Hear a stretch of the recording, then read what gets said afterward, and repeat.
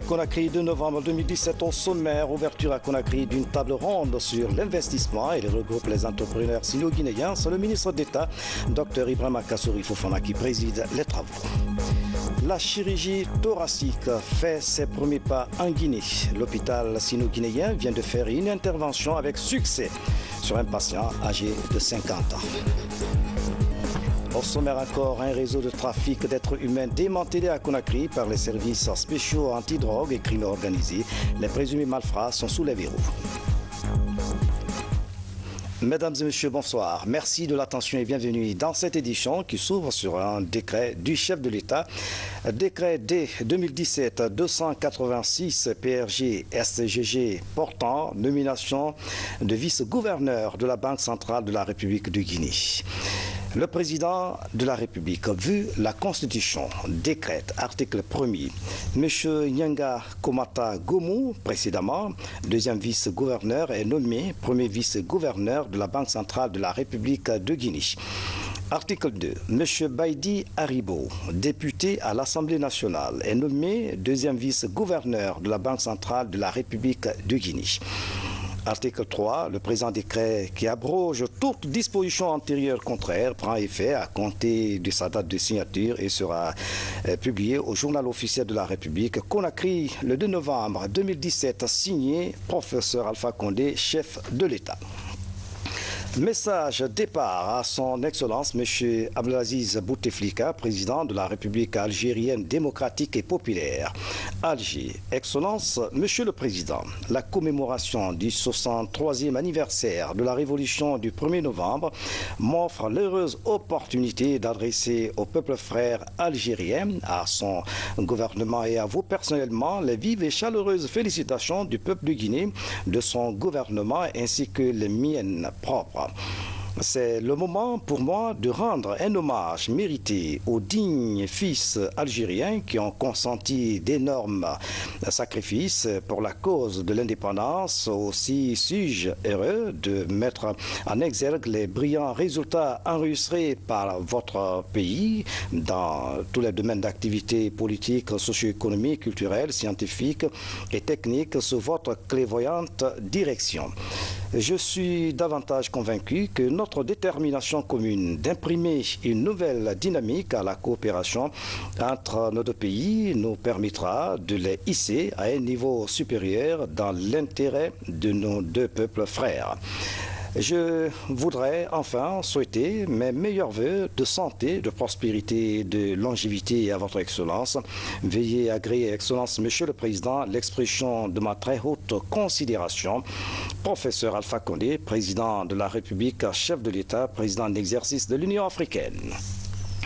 Direction Palais Sérotoria, où s'est tenu ce jeudi le Conseil ordinaire des ministres sous la présidence du chef de l'État, professeur Alpha Condé. Plusieurs sujets ont été abordés allant dans le sens de l'amélioration des conditions de vie des populations. Bernard Tonguino commente le compte-rendu du ministre porte-parole du gouvernement. Suivez. Sérotoria, l'exercice est hebdomadaire.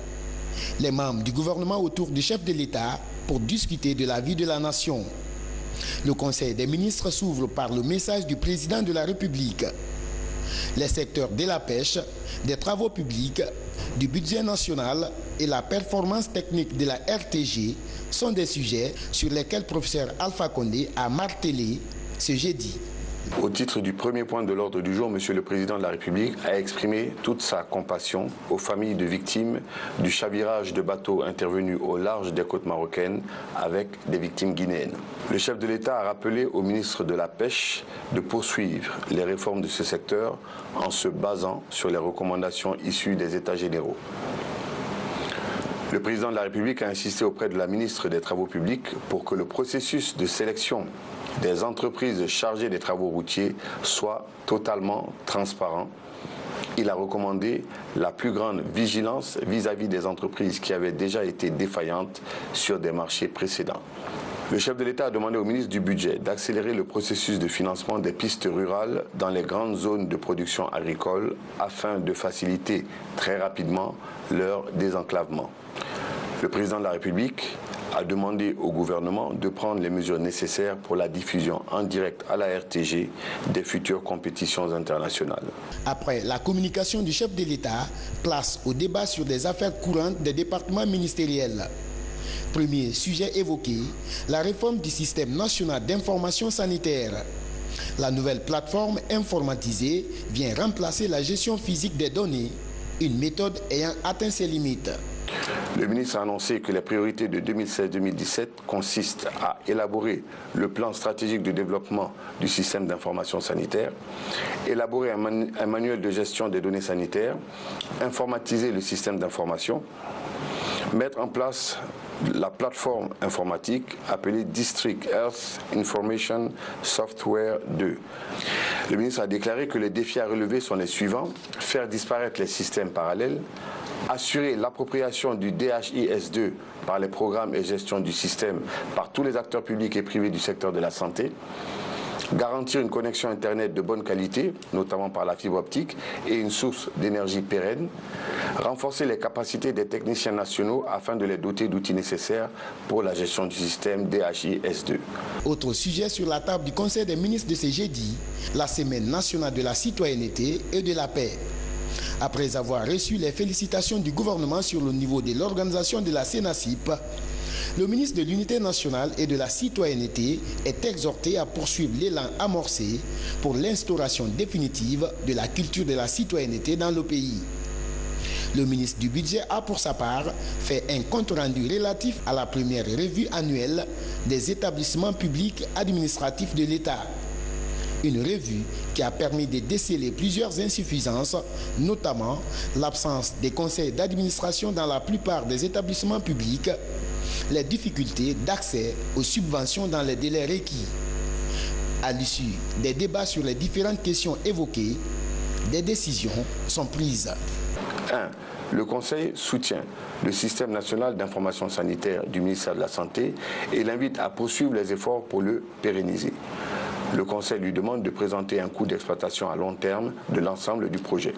2. Le Conseil approuve la réforme initiée par le ministère du Budget afin de ramener les établissements publics administratifs de l'État dans le respect de l'orthodoxie financière et des textes les régissant. Le Conseil invite le ministre à établir la liste exhaustive des EPA afin de procéder à une revue et prendre les décisions pertinentes concernant leur existence et leurs organes dirigeants. Le Conseil des ministres de ce jeudi s'est achevé par l'annonce de la tenue des États généraux de la sécurité routière le lundi 6 novembre prochain. L'événement devrait permettre de faire le diagnostic des problèmes de la circulation routière afin de prendre des mesures appropriées. L'agence de promotion des investissements privés APIP Guinée a organisé ce jeudi une table ronde sur l'investissement pour les entrepreneurs sino-guinéens. La démarche vise à impliquer les investisseurs chinois dans le processus de développement de notre pays. C'est le ministre d'État à la présidence chargé des questions d'investissement et des partenariats publics et privés qui a présidé les travaux. Al-Gassim Mouba. Attirés par des immenses opportunités d'affaires, pour la troisième fois en moins de 2 ans, des groupes d'investisseurs chinois viennent explorer les pistes d'investissement en Guinée. La tenue de cette table ronde est la réponse de la Chambre de promotion du commerce international de la République populaire de Chine. Elle se tient suite à l'invitation du président de la République lors de son passage au sommet des BRICS en Chine. La Guinée possède une richesse de ressources naturelles et un énorme potentiel de marché, mais fait également face à des obstacles de manque d'énergie et d'infrastructures. Nous encourageons les entreprises chinoises à jouer leur propre expérience et leurs propres avantages pour soutenir la construction de l'énergie, des routes, des chemins de fer, des ports, des zones résidentielles et à obtenir beaucoup plus de résultats importants. Cette rencontre devrait permettre de renforcer la coopération déjà existante entre les secteurs privés guinéens et chinois, mais aussi d'établir un partenariat gagnant-gagnant. Les entreprises chinoises, les investisseurs chinois sont convaincus qu'il faut passer par une relation franche, une relation de partenariat pour être stable dans nos États. Parce que même quand nous pouvons nous permettre d'avoir des contrats, s'il y a beaucoup de frustrés, on finira tôt ou tard par empêcher, par créer des problèmes à ces entreprises étrangères. Donc les entreprises chinoises ont tout intérêt, raison pour laquelle elles ne cessent de manifester la coopération avec les entreprises guinéennes. Et nous sommes prêts à cette collaboration. Ces entreprises chinoises vont bénéficier de toutes les garanties nécessaires afin de mener à bien leurs activités. Des assurances élargies à tous les investisseurs désireux de s'implanter en Guinée. Nous offrons aux investisseurs une Guinée où il fait bon d'investir parce que nous avons des claires indications de ce à quoi vous pouvez prétendre, qui sont contenus dans le code des investissements, sont contenus dans la loi PPP, qui sont contenus dans la loi des finances. Donc un environnement réglementaire clair. Les opérateurs économiques guinéens et chinois se sont retrouvés en séance B2B pour matérialiser ce partenariat bilatéral. La tenue de cette rencontre économique prouve l'attractivité et la compétitivité de l'environnement des affaires en Guinée. Dans l'actualité encore, deuxième jour ce jeudi de la Semaine nationale de la citoyenneté et de la paix et une journée marathon pour le ministre de l'Unité nationale et de la citoyenneté, Khalifa Gassama Yabi, a commencé la sensibilisation par les tout-petits de l'école primaire de Tombo à Kaloum. Il s'est ensuite rendu dans certaines universités publiques et privées. Makale Souma sur les pas du ministre. À cet âge, l'esprit est encore plus fait que jamais. Mais c'est aussi à cet âge que l'enfant commence déjà à cogiter sur le bien et le mal dans son environnement immédiat. D'où ce petit cours du ministre Khalifa Gassama Diaby sur la citoyenneté au milieu de ses enfants de l'école primaire de Tombo 1. On doit vous apprendre dès maintenant à être des bons citoyens de demain. La visite de terrain s'est également poursuivie dans certaines universités publiques et privées de Conakry. L'attention que portent les étudiants sur la problématique de la citoyenneté est très palpable. C'est un projet hyper important pour cultiver la citoyenneté et le civisme chez nos concitoyens. Donc à travers ce projet-là, je suis persuadé que si nous parvenons à initier des actions qui consistent à former les citoyens, à sensibiliser les citoyens, nous parviendrons à façonner le modèle de citoyen que nous recherchons tant. L'idée de l'introduction d'un programme sur la notion de citoyenneté dans le cursus scolaire de l'élémentaire à l'université commence à faire du chemin. Et elle est plutôt très appréciée et surtout souhaitée. Nous travaillons dessus avec les différents ministères en charge des questions d'éducation.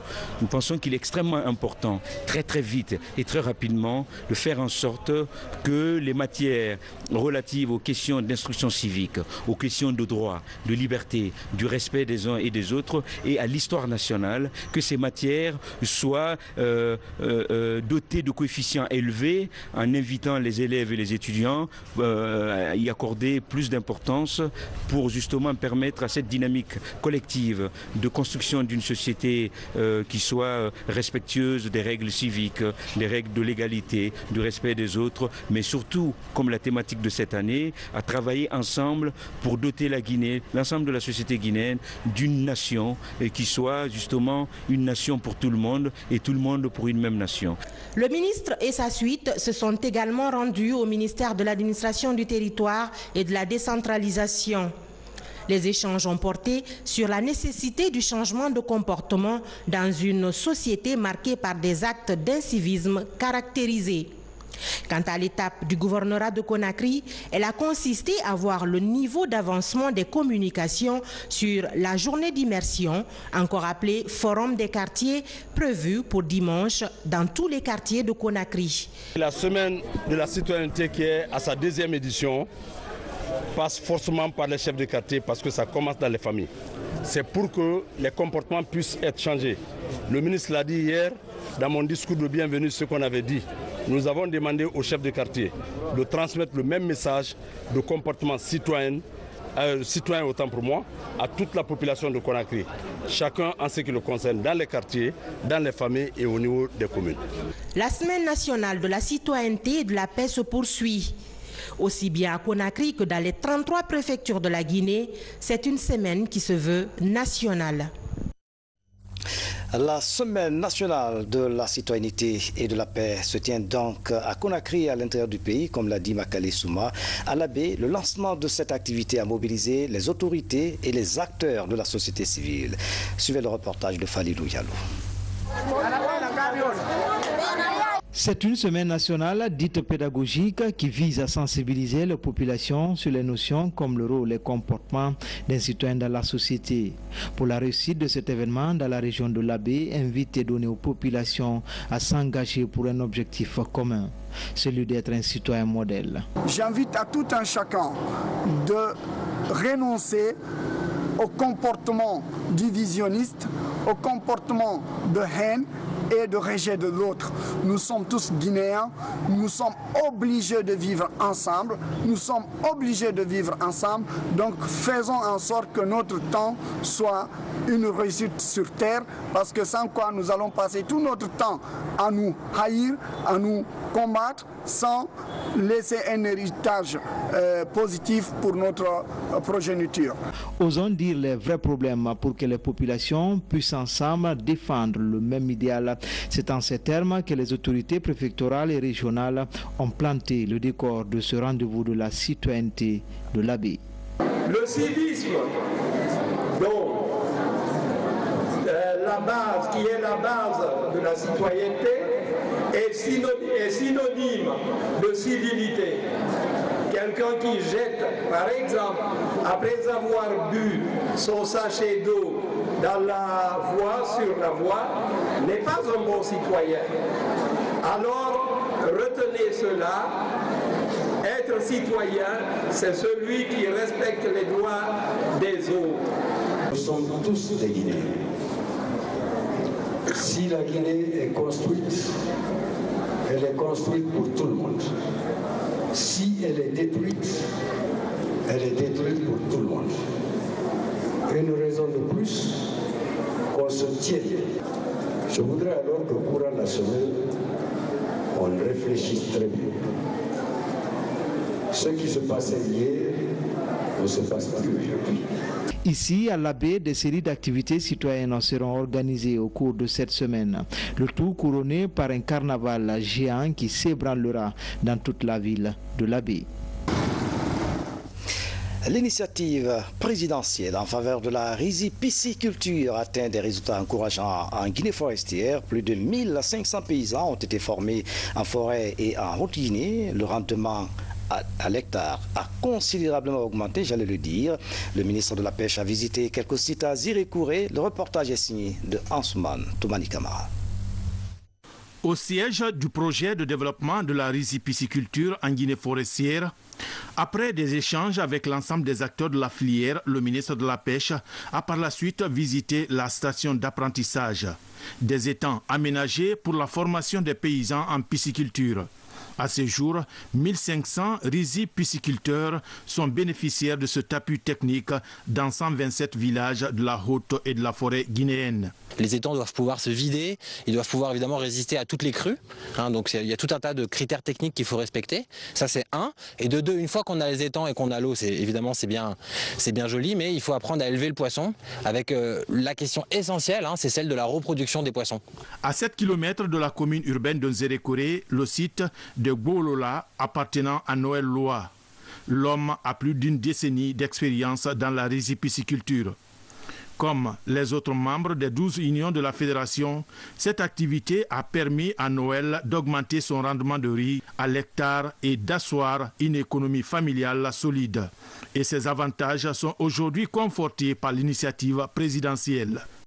Le chef de l'État a envoyé des espèces de poissons d'origine brésilienne qui a une croissance très rapide et il fait une reproduction plus rapide que ce que nous avions là. Donc on fait 10 ans, 15 ans. Avec l'expérience qu'on a vue après le dépôt, 4 mois, on a vu que les deux espèces ensemble, leurs produits, les éleveurs issus de ces croisionnements donnent du poisson qui grossit vite. Par le biais de cette rizipisciculture, sur un hectare, les paysans peuvent gagner 2,5 tonnes de riz paddy et gagner 1 tonne de poisson. en un cycle. Un cycle, tu as 2 récoltes de poissons et tu as une récolte de riz. À côté de ces étangs piscicoles de la famille Loa, celui de l'initiative présidentielle. C'est l'étang de stockage et de reproduction de 159 poissons géniteurs d'origine brésilienne importés de la Côte d'Ivoire. Cette année, c'est ici que plus de 5000 alevins ont été produits et distribués dans les centres piscicoles de la Moyenne et de la Haute-Guinée, ainsi que les 7 préfectures de la Guinée forestière. La gouvernance foncière en Afrique, c'est le thème d'une rencontre de réflexion d'un groupe de jeunes universitaires à Conakry. Objectif, renforcer la capacité des jeunes en matière de gestion des terres. Nabi Kamara, reportage. Les droits des communautés sur le foncier, les menaces pour l'accès à la terre ou encore les acquis et faiblesses des législations actuelles en Afrique sur le foncier.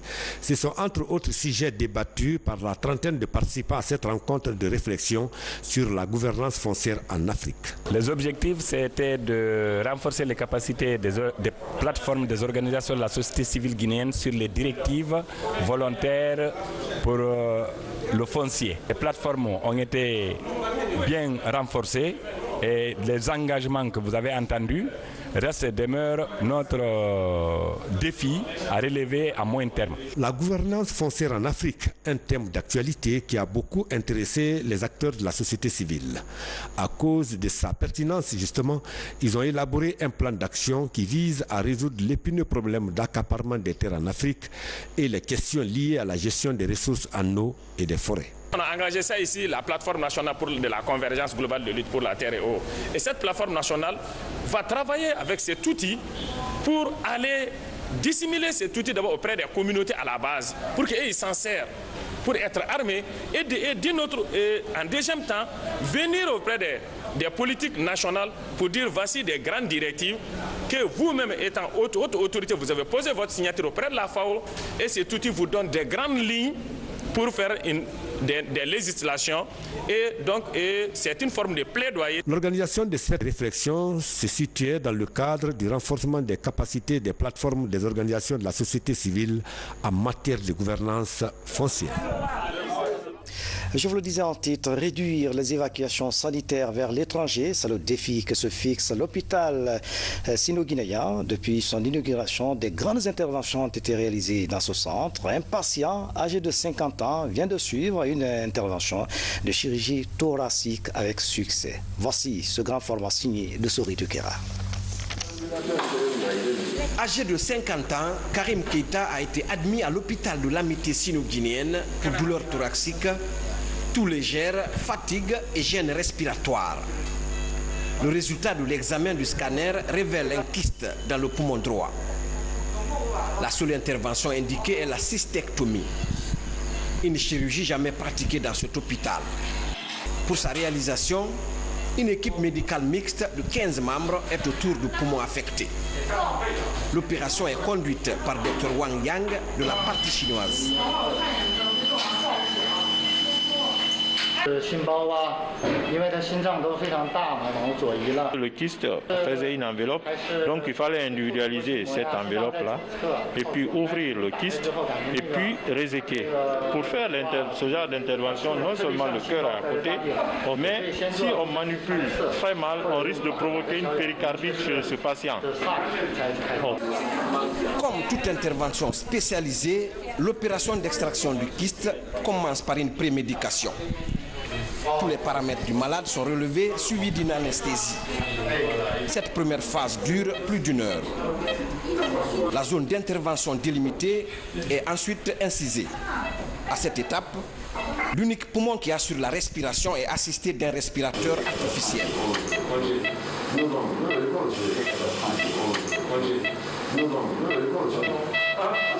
C'est la phase la plus cruciale de la vie du bloc. Sur le plan matériel, ils ont amené le petit matériel dont ils disposent pour pouvoir nous aider. Mais l'essentiel du matériel était déjà là, fourni par la partie chinoise. Mais à côté donc du matériel, il y a encore la compétence que ce grand chirurgien nous apporte aujourd'hui. Et donc à partir d'aujourd'hui, je suis certain que tous les cas de ce genre, avec sa présence, pourront être opérés à l'hôpital de l'Amitié sino-guinéenne. De 10h à 17h, l'équipe est mobilisée pour sauver la vie du malade et réaliser un exploit médical. Aux côtés des médecins chinois, des spécialistes guinéens de la chirurgie thoracique sont présents.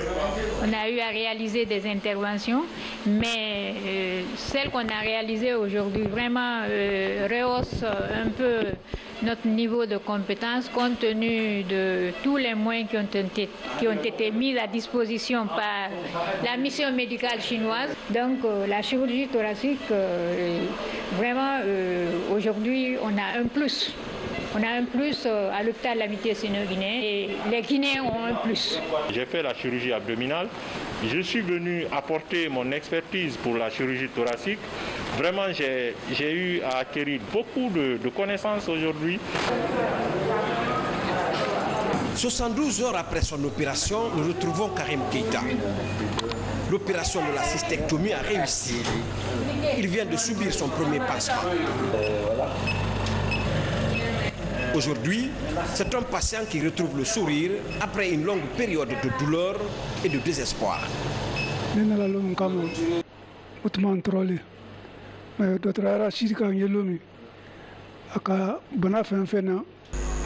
Le jour où j'arrivais dans cet hôpital, je souffrais énormément. Mais depuis qu'on m'a reçu ici, on a cherché d'abord à calmer toutes les plaintes avant l'intervention proprement dite. Aujourd'hui, c'est une grande joie qui m'anime, car je me sens très bien maintenant. L'hôpital de l'Amitié sino-guinéenne est une structure de référence.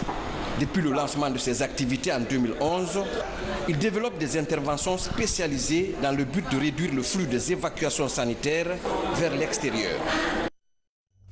Sori de Kera, merci pour ce grand format.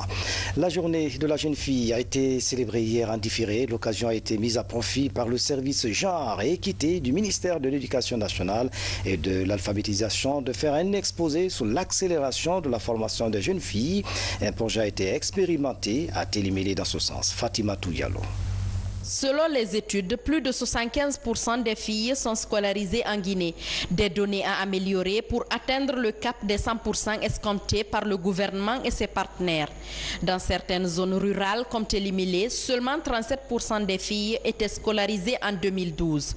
Pour rehausser le nombre de filles scolarisées dans la localité, le projet d'accélération de l'éducation des jeunes filles a été lancé dans la préfecture il y a 3 ans. Sa mise en œuvre a permis d'améliorer le taux de scolarité des jeunes filles. Nous avons planifié 18 écoles, nous avons réalisé les 18 écoles et chaque école il y a le paquet maximum, non seulement la construction scolaire, et les latrines et les points d'eau, plus un centre d'encadrement communautaire intégré et les classes spéciales pour la prise en charge des enfants surâgés. L'expérience de Télémélé sert désormais de modèle dans la scolarisation de la petite fille.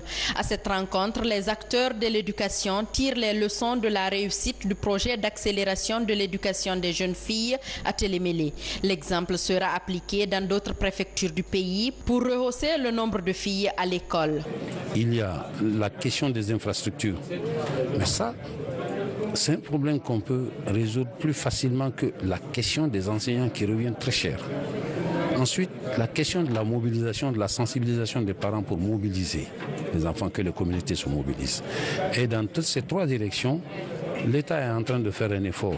Les communautés sont en train de faire leur effort parce que les communautés construisent des écoles, les communautés prennent des contractuels et les payent malgré leurs maigres moyens.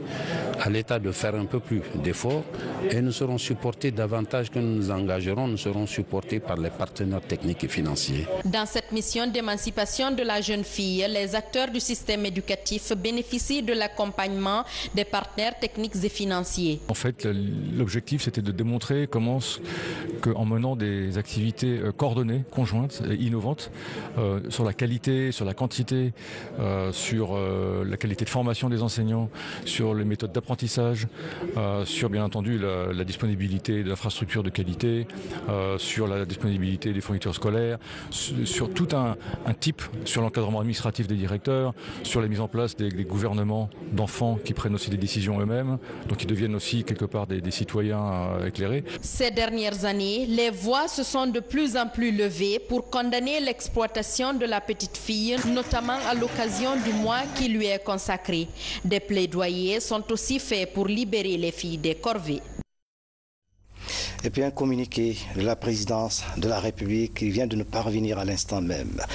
Le président de la République, chef de l'État, professeur Alpha Condé, a le regret d'annoncer au peuple de Guinée le décès de El Hadj Aboubacar Somparé, né le 31 août 1944 à Boké, ancien président de l'Assemblée nationale. Un décès survenu à Conakry le jeudi 2 novembre 2017 des suites de maladie. Le président de la République annonce à l'occasion à sa famille et à tout le peuple de Guinée ses condoléances les plus attristées. Le programme de funérailles de l'illustre disparu sera fixé par voie de communiqué paix à l'âme du défunt. Et puis, dans l'actualité encore, la campagne de régulation et de la circulation routière et de déguerpissement, j'allais dire, est suivie d'effet. Les usagers de la route apprécient, la circulation devient fluide, même si des bouchons reprennent progressivement dans certains endroits de la ville, surtout la nuit. C'est du moins le constat de Alga Simba et Mama Aïssata Kamara. Depuis le démarrage de l'opération de déguerpissement, la circulation est beaucoup plus fluide à Conakry durant la journée. Mais une fois la nuit tombée, les embouteillages refont surface. Du carrefour Koza à Anko 5 sur la route Le Prince, en passant par l'autoroute Fidel Castro, le constat est le même. Les citoyens souhaitent la présence des agents la nuit, tout comme la journée. Là, nous sommes en présence d'un énorme embouteillage qui s'étend vraiment de très loin. Depuis un certain temps, on a constaté une diminution drastique de l'embouteillage due par la mobilisation des agents de sécurité sur le long des carrefours de Conakry. Mais il se trouve qu'il y a encore beaucoup de chemin à faire. Parce que la nuit, on constate qu'il y a toujours l'embouteillage. Mais il y a moins d'embouteillage qu'avant. Mais ça peut s'expliquer par le fait qu'il y a moins d'agents de sécurité routière la nuit que pendant la journée. Quand même la journée, ça va, il y a moins d'embouteillages. Mais la nuit, moi-même je me pose la question, pourquoi il y a toujours des embouteillages?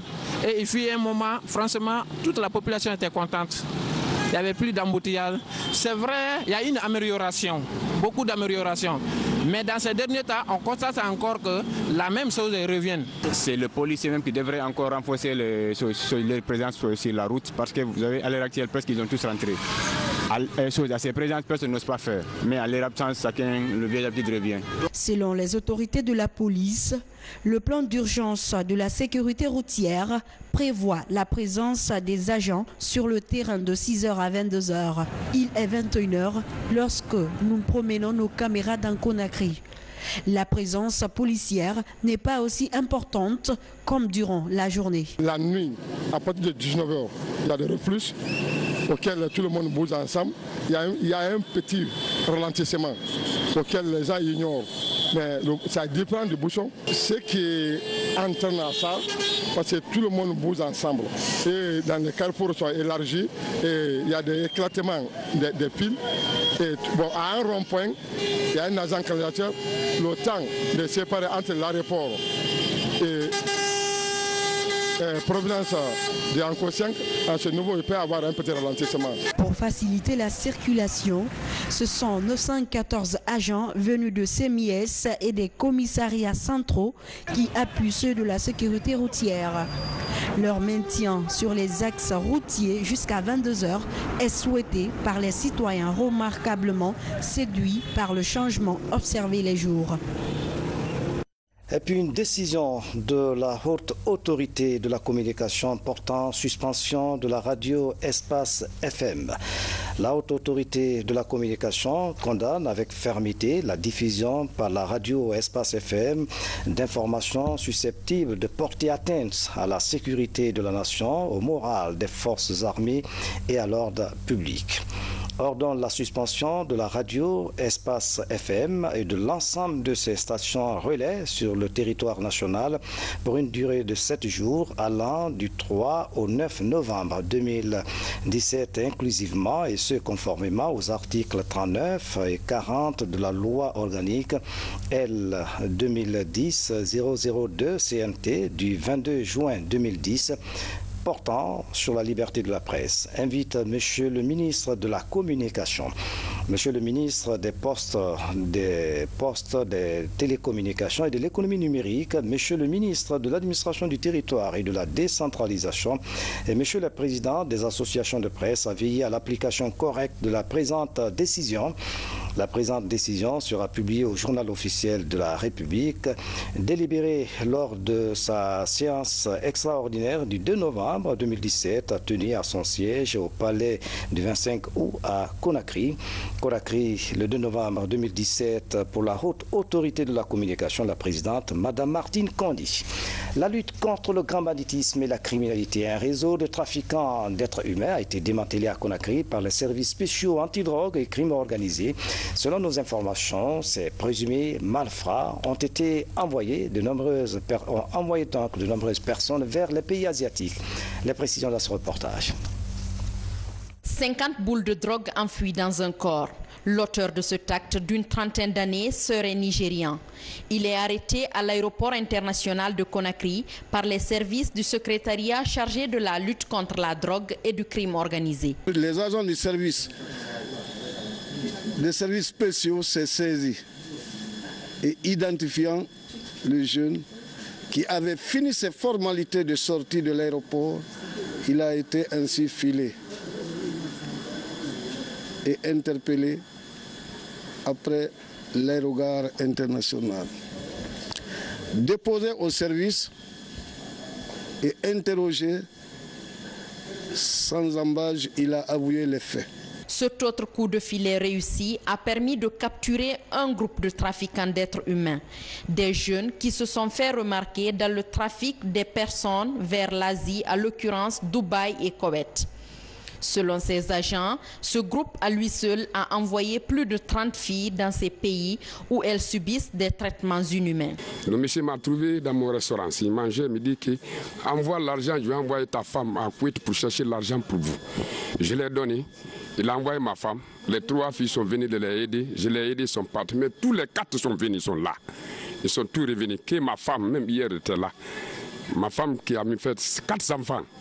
Je ne peux pas le envoyer sur les mareurs que je ne connais pas. Je ne connais pas toute l'explication là. On interpelle toute la population. C'est un nouveau phénomène, bien sûr, mais que l'information passe. Puisque nous arrivons chaque fois à interpeller les gens pour qu'on informe les autres, mais on constate de plus en plus, depuis le mois de février, que les gens ne font que partir. Donc on demande à la presse aussi vraiment de relayer cette information, puisque la nouvelle destination de Dubaï là fait vraiment beaucoup d'adeptes maintenant là. Puisque quand on dit à un garçon qu'on veut vous envoyer à Dubaï, je ne sais pas ce qui se passe dans la tête, mais malheureusement les gens adhèrent à la cause et puis les gens ne font que partir. Ces arrestations prouvent la détermination des agents du secrétariat chargé de la lutte contre la drogue et du crime organisé de mettre hors d'état de nuire tout groupe évoluant dans ce sens.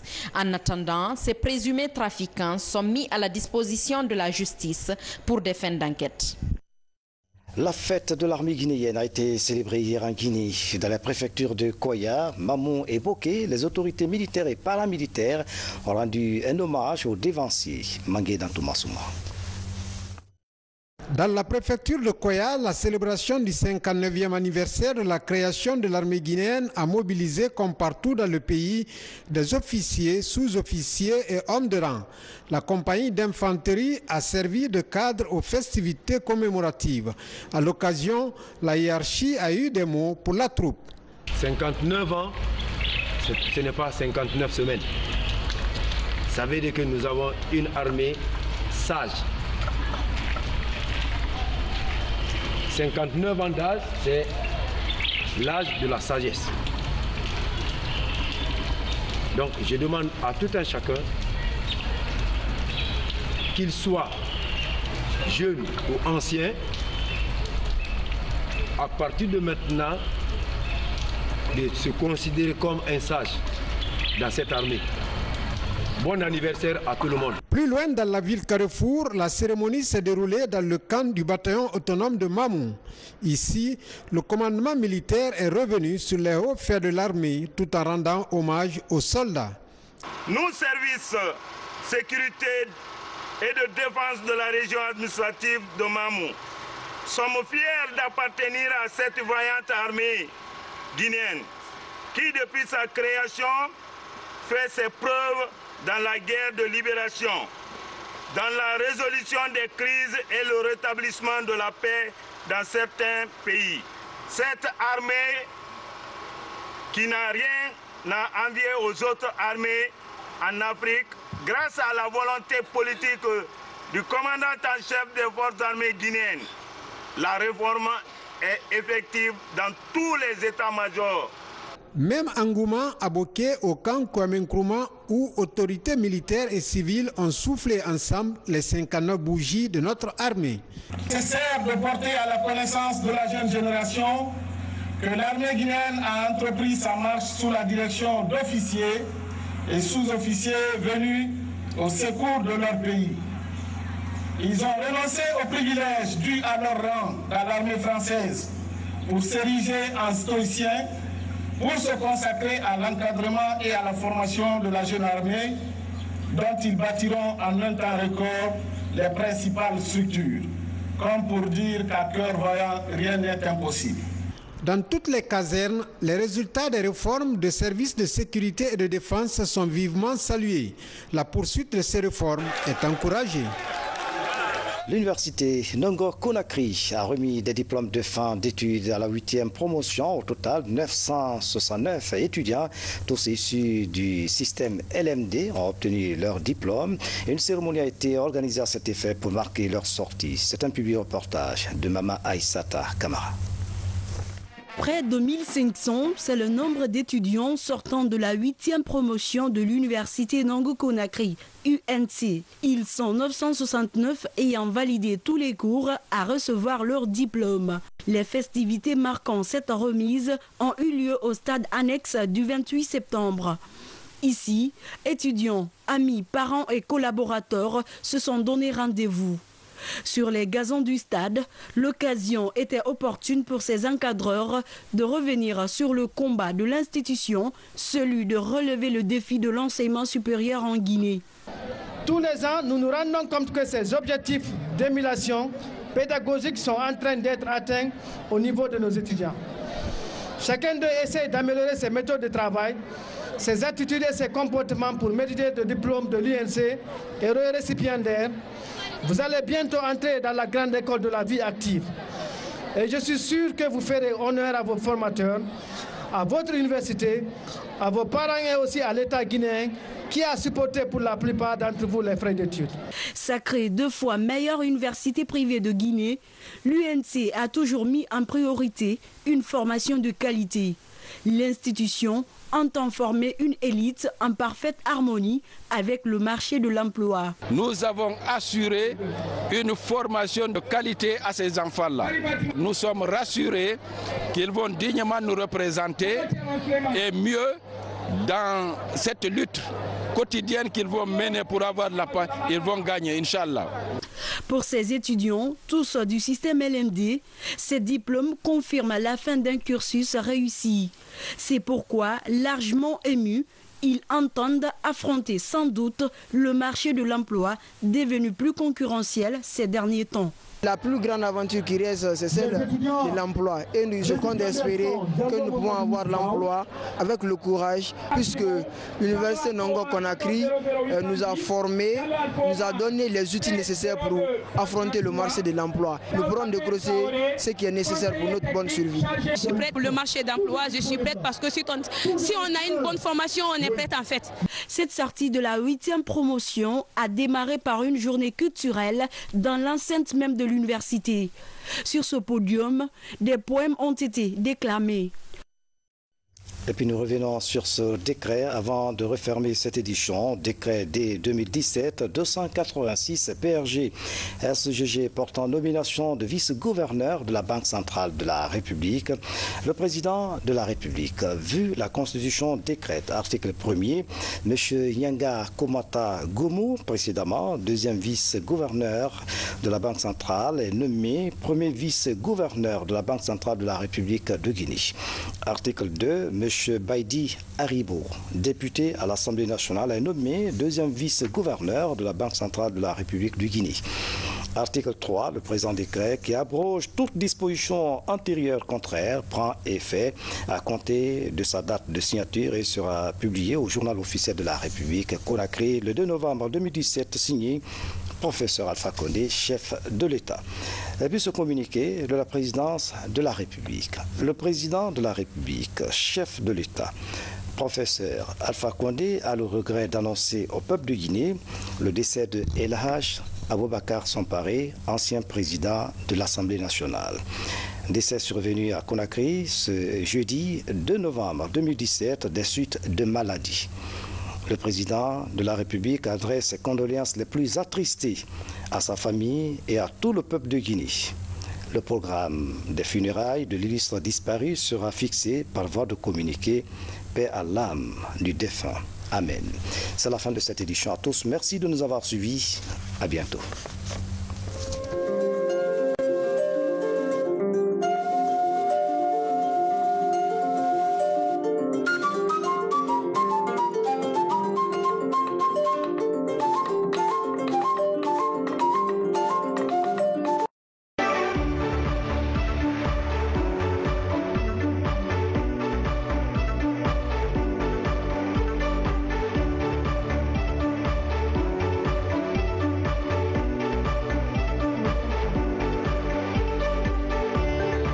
Mesdames et messieurs, bonsoir. Bienvenue dans ce plateau essentiellement consacré à la Semaine nationale de la citoyenneté et de la paix. Pour ce numéro d'aujourd'hui, je reçois deux invités. À ma droite, Dr Dansa Kourouma. Il est le président du Conseil national des organisations de la société civile, le CNOX. Dr Dansa, bonsoir. Bonsoir. Ensuite, Monsieur Amara Kamara, journaliste, est aussi le rédacteur en chef de la radio nationale à la radiodiffusion télévision guinéenne de